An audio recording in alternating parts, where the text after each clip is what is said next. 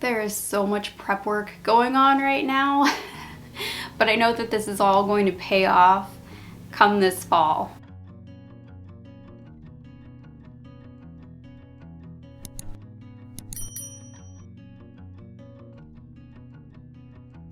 Hey, welcome to my channel. My name is Mandy, the Handmade Homeschooler, and today I'm going to explain to you what I'm doing as far as prepping goes before the new school year starts. Right now it is July 13th, so we're in the middle of July. So we still have a couple more weeks before I even think about starting school, and one of my goals was to get a lot of this stuff prepped before we even started the school year. My reasons for prepping really are a little bit unique because I have a chronic illness, and one of the main things that I have to worry about is being prepared for those times where I'm sick. Because what will happen, and what has happened before in the past, is I was basically just reading along with the kids, and then I would get sick, and then I would fall behind, and then I would have to play catch up, and it was like being on a treadmill constantly. It was really difficult, and I had no breathing room. So this year I decided that I would do more prep work in the summer to get myself a little bit more prepared, and I have some materials, and I'm going to show you what I'm doing to get ahead for this school year. And it's really going to help me out because I teach two children who have two completely different curriculum. So let's look at what I'm actually doing.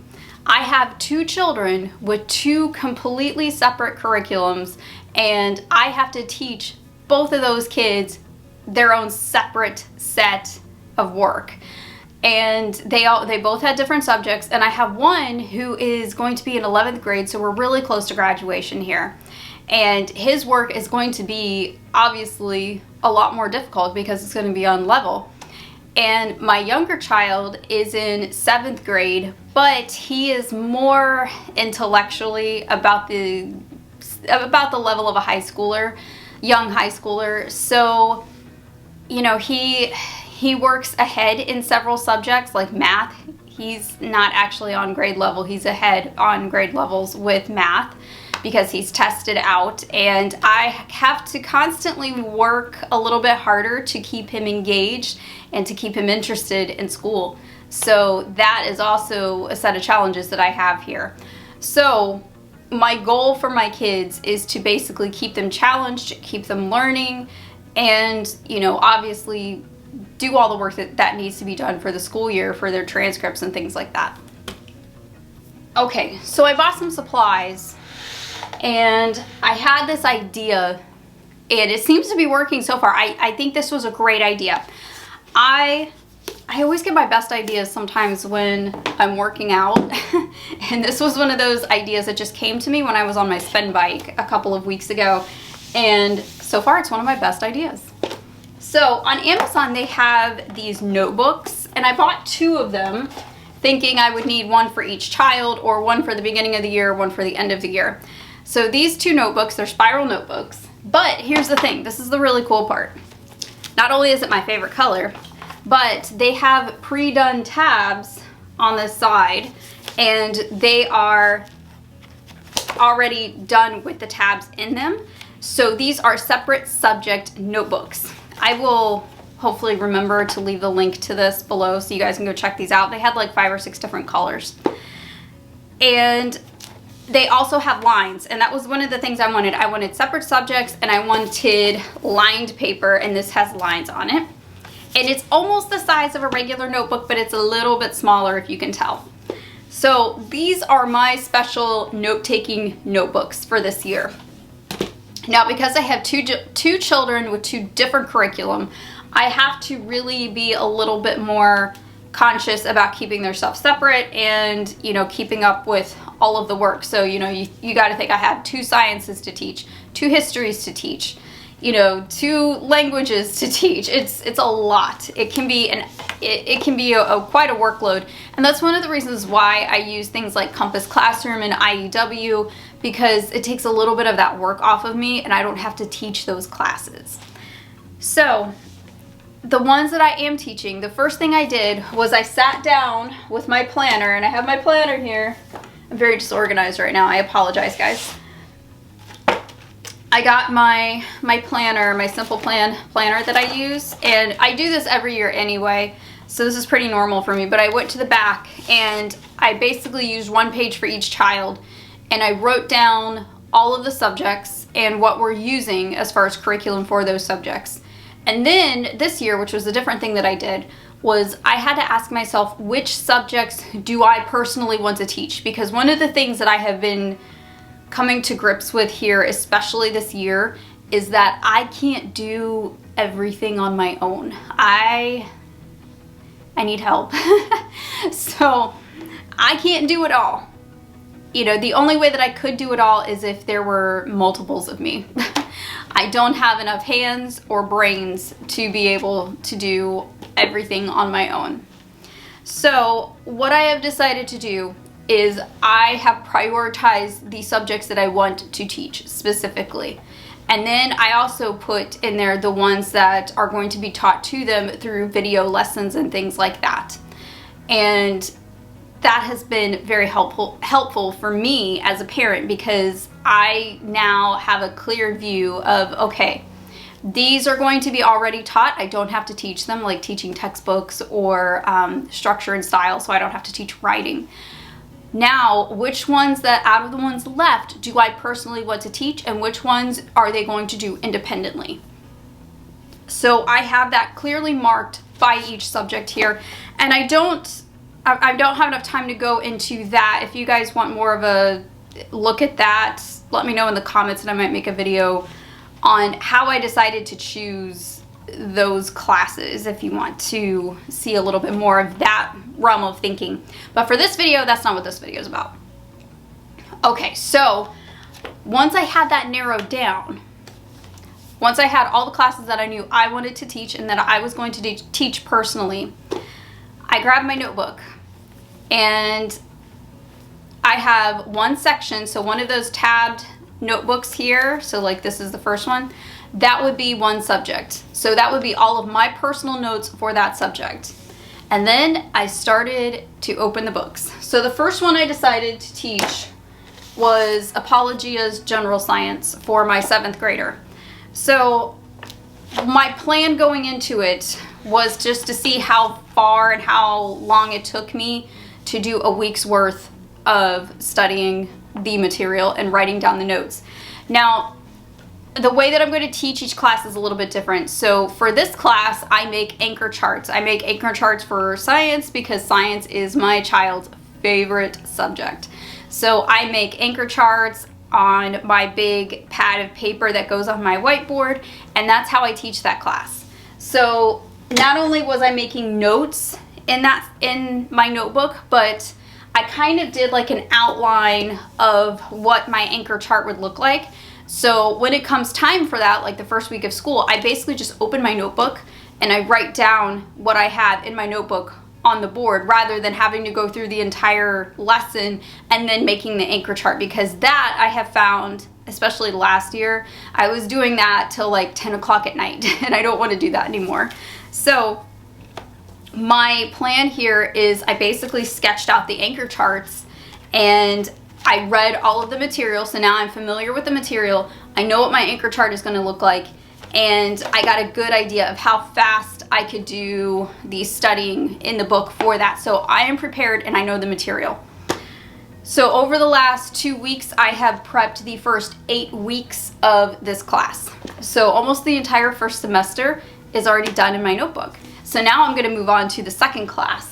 So his second class is going to be history, and I'm going to study his history material, and I'm going to put it in here as well. I don't typically do anchor charts for history, so this is going to be just me taking notes on the actual class, and that's what most of these are going to be inside of this notebook, is me reading the material, going through and writing down notes so I know the important points that I need to focus on when we're teaching that class. So that's basically how I'm prepping science and history. And then I'm also prepping reading. So I'm doing some classes simultaneously. So when I'm getting ready for in the morning for the day, when I am cooking in the kitchen, when I'm around the house cleaning, I grab my AirPods, which I don't have here, and I stick those in my ears and I listen on audiobook to some of the books for their reading curriculum. So I'm almost done with the first book, which is Titus. I thought I had that here. Yeah, I do. So this book is from the Great Adventure set, I believe, from Generations. I'm almost done with this book. I'm almost at the end because I've been listening for probably a couple hours a day between, you know, cooking and cleaning and things like that. I've been able to get through this one really fast. I even listened to about 2 hours of it while I did some sewing yesterday on my sewing machine, and I'm almost done. I'm almost at the end. See, I also have a dilemma with reading this year because I don't know, I've been making some tweaks. That's the other thing I've been doing is even, I know, don't yell at me. This is just the way that I am. I cannot help it, okay? I have been making some small tweaks to their curriculum. I had this because I bought it ahead of time because I knew I was going to buy it anyway. And they have this big reading curriculum sale going on right now. It's going to be over by the time you guys see this, but that's okay. They have this one that is for grade 7 through 9. And some of the stories in here, some of the books, are books that I wanted my son to read anyway, but I didn't have this when he was in 9th grade. So I'm thinking, here's my thinking, I think I might actually put both kids in this class next year. Which means that I listened to Titus and I didn't have to, but we're going to use it probably next year anyway. So, oh well, I got to listen to a good story. Now, I've read half of these books already. And actually, this one is one of my very favorite books in the entire world, which might be influencing me just a little bit. But so this one includes The Hiding Place by Corrie ten Boom. Love this book. And there is a movie coming out this fall that I really want to go see on Corrie ten Boom's family and her and everything that happened in The Hiding Place. Robinson Crusoe. This is one I will have to read. I haven't read this one. Fox's Book of Martyrs. I read this book over the summer just for myself. Ugh, life-changing book.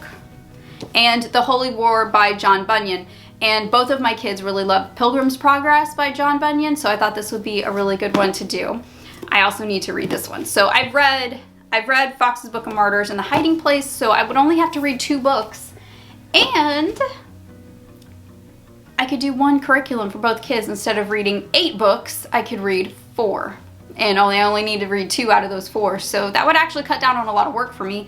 And it would be my last shot and it would be my last time to do a class with both of my kids together. So, I don't know. I'm thinking about it.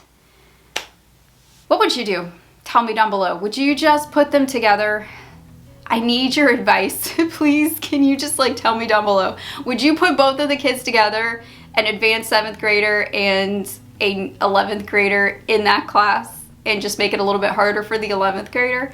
Please tell me down below. I wish I could put a poll over here, but I can't. Maybe I'll do a poll over in my group. If you're not in my group, the link is down below. It's a Christian homeschooling group, and I love that place. So let me know, what would you do as a homeschooling mom? So that's how I'm prepping. So today, because I finished 8 weeks of this, I think what I'm going to do is try to stay 8 weeks ahead.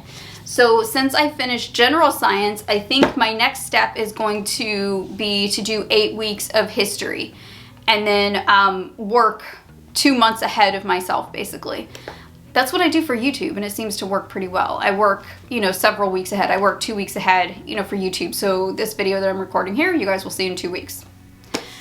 Yeah, I don't know. So I'm still working very hard. I still have to clean this room. I'm also working on getting my cart ready to go. But here's the thing with this cart, okay?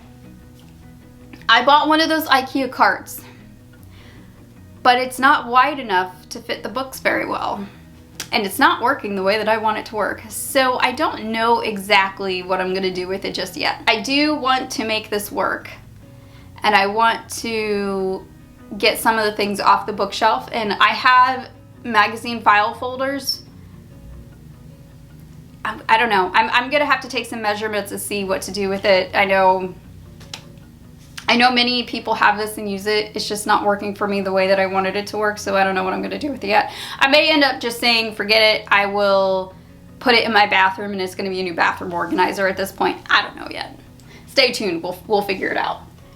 I'm also, so at the reading workshop with Generations that aired this week, so by the time you see this, it'll be several weeks ago, they had 89 edifying stories. I printed that list out, and I'm putting that in my handy dandy planner over here, and that's going to be another thing that I'm going to be going through. And I'm also working on getting these done. I know you guys have been asking me about these notebooks. I bought these really pretty 3-ring binders to put a lot of the worksheets in, and I haven't done it yet because I'm still making some tweaks. So there's a lot of prep work still going on. I've never prepped this much ever, and this is my 9th year, I think, homeschooling. Going into 9th, I don't know. Going into 8, maybe. Yeah, I don't know. My brain isn't working right yet this morning. So yeah, out of 8 or 9 years, this is the most I've ever prepped, probably other than the first year. The first year I got really ambitious and I prepped the entire year and wrote it in pen, which I know better. You would think after teaching for like 10 years, I would know better than to use pen in my planner. I used pen in my planner, and I prepped the entire year and wrote the entire thing out, not realizing, oh yeah, I might not use that same schedule, and that was a disaster, and I never repeated that mistake. So learn from the things that I have done. But in my regular planner, I only prep during the school year about 1 or 2 weeks ahead of myself. So that way I can still use my flare pens, but I won't screw myself up for the entire year if we end up needing a break or, you know, family emergency, that type of thing. So you live and learn, but I won't be doing that with this planner. But I did do that at the beginning of the year, our very first school year. So I won't be prepping the entire year, but I will be reading the material because at least I will know the material. So all the material that I know I'm not going to switch, I'm doing all the prep work for that. So history is next. I'm going to start that today. I'm hopefully going to get 2 weeks done. I'm trying to set aside about an hour block every single day to do that. You know, after dinner, I'm basically sitting at the kitchen table and I'm just getting all the material that I can and doing that work. So that's basically the gist of everything that I'm doing here right now in July. I don't know how far I'm going to get, but I know however far I get, it's going to be helpful. So I don't see this as a bad thing no matter what happens. Even if I don't get very far, or even if I don't do all the subjects that I wanted to do, this is still going to absolutely be a helpful thing for me for the upcoming year. Even if I only got 8 weeks done in science and I don't get any work done from here on out, that's still a huge help for me. So, you know, I look at it that way. All right, let me know down in the comments, what are you doing to prep for the new school year? Are you just taking the entire summer off? Because I've done that many times. Let me know, are you just taking the entire summer off? Are you doing any prep work, and what are you doing? I'll see you guys in the next video. I hope you have a great rest of your day and happy homeschooling.